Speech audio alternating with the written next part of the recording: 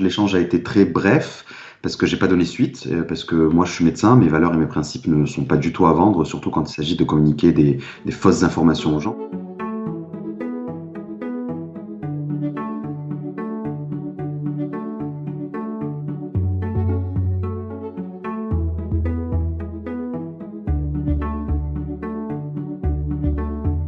Le premier contact que j'ai eu, c'est un message sur Instagram me proposant un partenariat. Donc après ça, j'en reçois, ça m'a pas trop étonné, mais c'est plutôt le contenu.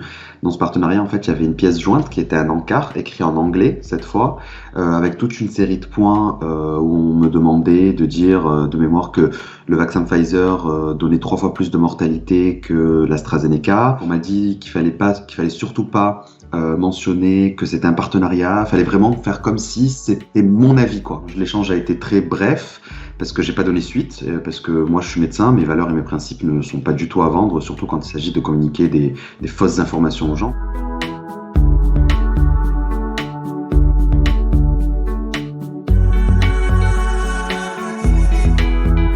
Cette agence a plein de zones d'ombre.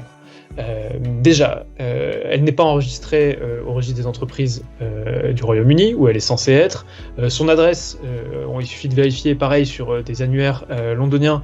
Il y a 177 entreprises au même endroit. Certaines n'existent plus, mais en tout cas, il y en a plus d'une cinquantaine qui sont encore actives. Donc ça ressemble à une boîte postale. Il n'y a pas d'organigramme, il n'y a pas de clients. Il n'y a pas d'opération réussie. La raison nous porte à croire qu'il n'y a pas grand-chose derrière, en fait. Ça semble pour moi être une sorte de façade. Cette opposition entre AstraZeneca et Pfizer, le côté tirez vos propres conclusions, cette rhétorique qui est effectivement issue des théories du complot, me fait penser à comment la Russie communique autour du vaccin Sputnik V, sur Twitter.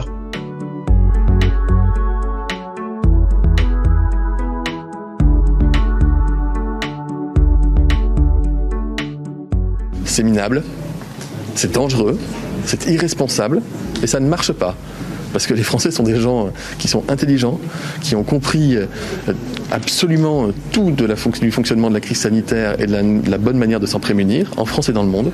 Les Français sont largement majoritaires à souhaiter le vaccin aujourd'hui et je ne crois pas que des velléités, qu'elles viennent de l'extérieur du pays ou d'ailleurs, visant à essayer de faire de la communication négative, soient de nature à détourner les Français de la vaccination.